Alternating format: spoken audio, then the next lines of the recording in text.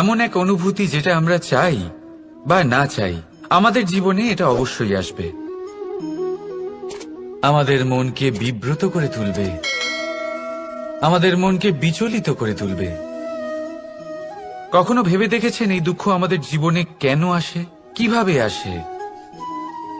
যদি আপনি মন দিয়ে চিন্তা করেন তাহলে আপনি বুঝতে পারবেন যে এই দুঃখের অনুভূতি পরিস্থিতির থেকে বেশি মানসিকতার থেকে বেশি আশেপাশের লোকজনের সাথে জড়িয়ে। কারণ আশেপাশের লোকজনেরাই আপনার জন্য পরিস্থিতি তৈরি করেন, যা ভালোও হতে পারে আবার খারাপও। আপনার আশেপাশের লোকজনেরাই আপনার মানসিকতাকে প্রভাবিত করে, হয় তাকে ভালো করে অথবা খারাপ করে। আমাদের জীবনের অর্ধেক দুঃখ এই কারণে যে আমরা তাদের উপরে আশা রাখি যাদের উপরে কোনো আশা রাখা উচিত নয়, আর অর্ধেক দুঃখ এই কারণে যে আমরা তাদের উপরে সন্দেহ করি যাদের উপর সেটা করা উচিত নয়। তাৎপর্য এটাই যে মানুষকে চেনার চেষ্টা করতে থাকুন।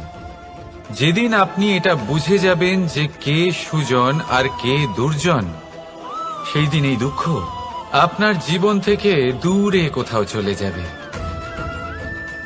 রাধা রাধা। কিছুদিন আগে আমরা কথা বলেছিলাম যে আমাদেরকে নিজেদের বিবেকের সাহায্যে সুজন আর দুর্জনকে চিনতে শিখতে হবে। কিন্তু কিভাবে চিনব? কি গুণ থাকে তাদের? সুজন কি সে যে আস্তিক হয়, যে ঈশ্বরকে বিশ্বাস করেন, যে তাকে ভয় পান? নাকি দুর্জন সে যে ঈশ্বরকে বিশ্বাস করেন না, তাকে ভয় পান না, শুধুমাত্র নিজের কাজ করে যান?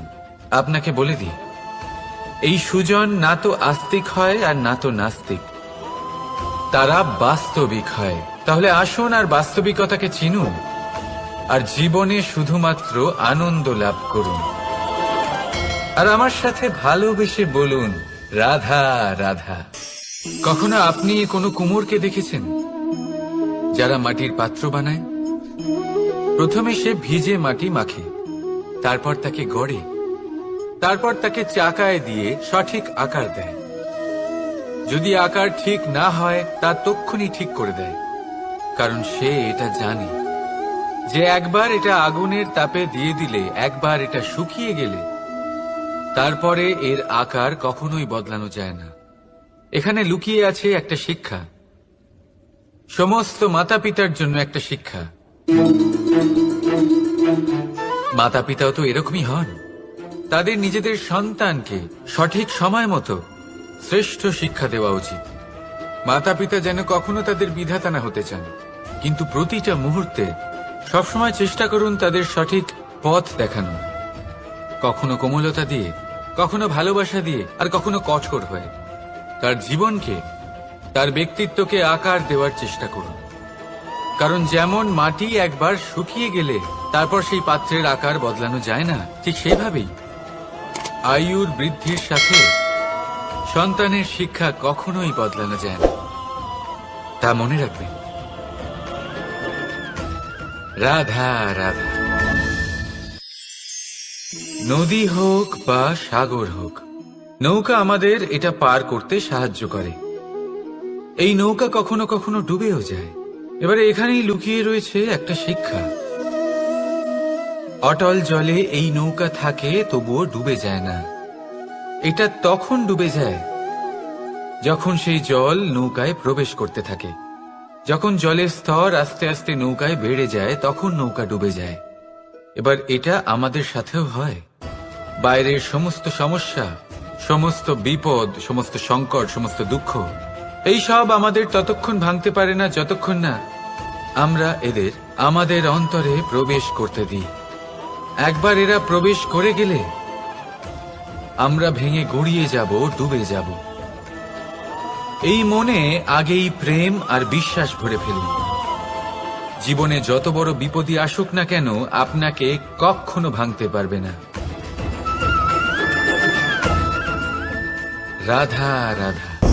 হাতের কত রকম রূপ হয়। কিছু স্নেহের সাথে আপনাকে স্পর্শ করে, তো কিছু প্রহার হিসেবে বর্ষিত হয়। কিছু বন্ধুত্বের নামে আপনার দিকে অগ্রসর হয়, তো কিছু শত্রুতার দিকে আপনাকে টেনে নিয়ে যায়। কিন্তু কখনো ভেবে দেখেছেন যে কোন হাত বেশি মূল্যবান। যখন আপনি সফল, যখন আপনি ভালো কাজ করেন, তখন কিছু হাত আপনার জন্য করতালি দেয়, আর কিছু হাত এমন হয় যা আপনার কাঁধ স্পর্শ করে যখন আপনি জীবনে সব থেকে অসফল হন, যখন আপনি ভেঙে পড়েন। তাই করতালি দেওয়া সেই হাত, আপনার প্রশংসা করা সেই হাত, তার থেকে অনেক বেশি দামি সেই হাত যা আপনাকে তখন আশ্বস্ত করে যখন আপনি এমন সময় কাটাচ্ছেন যা আমরা কেউ কাটাতে চাই না। সেটা আপনার সম্বল হয়ে ওঠে, আর এই সম্বলই আপনাকে জীবন অতিবাহিত করার শক্তি প্রদান করে। তাই একে অপরের সম্বল হয়ে থাকবেন, জীবনে সব সময় ভালো থাকবেন। রাধা রাধা। মানুষ, প্রত্যেক মানুষ কাউকে ভালোবাসে, কাউকে ঘৃণা করে, কাউকে সম্মান করে, আবার কাউকে তিরস্কারও করে। মানুষ সবকিছু হতে পারে, সুস্থও হতে পারে, রোগীও হতে পারে, ধনীও হতে পারে, নির্ধনও হতে পারে, বন্ধুও হতে পারে, আবার শত্রুও হতে পারে। যদি কিছু না হতে পারে তা হলো অস্পৃশ্য, অচ্ছুত। ভগবানের কাছে সব থেকে বড় পাপ এই যে মানব শরীর, তা ঈশ্বর প্রদত্ত, তা তার মন্দির। প্রত্যেক শরীরে ব্রহ্মদেব বাস করেন, তাই শরীরের অপমান করা, সেটা ছোঁয়া থেকে দূরে থাকা, এটা কখনো করবেন না। এই জীবনে ছুত অছুত কখনো বিচার করবেন না। পরমেশ্বর যা দিয়েছেন তার সম্মান করতে শিখুন। আর আসুন আমার সাথে ভালোবেসে বলুন, রাধা রাধা। উপহার, উপহার কারোর জন্য বস্তু হতে পারে, তো কারোর জন্য অনুভূতি। কিন্তু এই উপহার সকলের ভালো লাগে। এবার যদি জিজ্ঞেস করা হয় যে উপহার কিরকম হওয়া উচিত, তাহলে কেউ বলবে যে উপহার এমন হওয়া উচিত যার সাথে আমরা সোনার উপর তুলনা করতে পারি। কেউ বলবে এমন উপহার হওয়া উচিত যা পেলে কারোর মন খুশি হয়ে ওঠে, সে আনন্দ উপভোগ করে। ব্যক্তি উপহার যা দিচ্ছে তা নির্ভর করছে তার আর্থিক অবস্থার উপরে।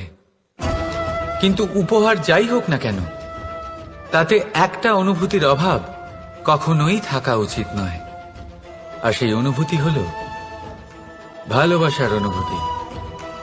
তাই মনে রাখবেন, ভালোবাসার থেকে বড় উপহার আর কিছুই নেই। আর যদি ভালোবাসার এই উপহার আপনি লাভ করেন, তার থেকে বড় আর কোনো সম্মান নেই। রাধা রাধা। কখনো কোনো বাচ্চাকে দেখেছেন? কত কিছু ঘটতে থাকে তার জীবনে। শৈশব থেকে বেড়ে ওঠা অবধি অসংখ্য অনুভূতি অনুভব করে সে। কখনো পড়ে যায়, কখনো আহত হয়, কখনো জ্ঞান লাভ করে, কখনো কষ্ট সহ্য করে, তো কখনো আনন্দ উপভোগ করে। কিন্তু মনে রাখে সে শুধুমাত্র আনন্দের মুহূর্তগুলি। এবার শুধু একবার আপনার জীবনের প্রারম্ভের দিকে তাকিয়ে দেখুন, আপনার শৈশবে তাকিয়ে দেখুন। সক্ষম। রাধা রাধা। উৎসব, পুজো, পার্বণ আমাদের জীবনে উল্লাস ভরে দেয়। এবার দীপাবলির উৎসব এসেছে। আপনি কখনো ভেবেছেন যে এইসব উৎসব যেমন গুরু পূর্ণিমা, দোল, রাখি বন্ধন, এইসব পূর্ণিমার দিনে অনুষ্ঠিত হয়, যখন চাঁদ আকাশে পুরোপুরিভাবে দেখা যায়। কিন্তু দীপাবলির এই শুভ উৎসব অনুষ্ঠিত হয় অমাবস্যার দিবসে। অমাবস্যা যাকে আমরা অশুভ বলে মনে করি। কখনো ভেবে দেখেছেন কেন শ্রীরাম অমাবস্যার এই দিন বেঁচেছিলেন অযোধ্যায় ফেরার জন্য? একদিন পরে বা একদিন আগেও তো আসতে পারতেন উনি, কারণ উনি এই সংসারকে একটা বার্তা পৌঁছে দিতে চেয়েছিলেন যে মুহূর্ত নয়, কর্মই আসল। যদি আপনার কর্ম বড় হয়, শুভ হয়, তাহলে অমাবস্যার এই রাতকেও প্রদীপের সাহায্যে আলোকিত করা যেতে পারে। তাই সময় বিচার করা না করা আপনার সিদ্ধান্ত মাত্র, কিন্তু নিজের কর্মের বিচার করা আমার উপদেশ। রাধা রাধা। আসুন এই ছোট্ট গাছটা দেখুন। এই গাছ আমার কাছে অত্যন্ত প্রিয়। আমি এই গাছটাকে ভীষণ ভালোবাসি। এবার ভাবুন, এই ভালোবাসায় আমি ওকে দিনে যদি 6 বার জল দিই, তাহলে কি ওর বিকাশ ঠিক করে হবে? এটা কি ওর জন্য ভালো হবে? কখনোই নয়। এর শিকড় পচে যাবে। এর শিকড়ের জল গ্রহণ করার ক্ষমতা শেষ হয়ে যাবে। তাহলে কি করা দরকার? দরকার হলো একে সঠিক মাত্রায় জল দেওয়া। দরকার হলো সঠিক সময় অন্তর তাকে জল দেওয়া। দরকার হলো একে সূর্যের তাপও সহ্য করতে হবে। দরকার হলো প্রতিটা কাজ যেন পরিমাণ মতো হয়।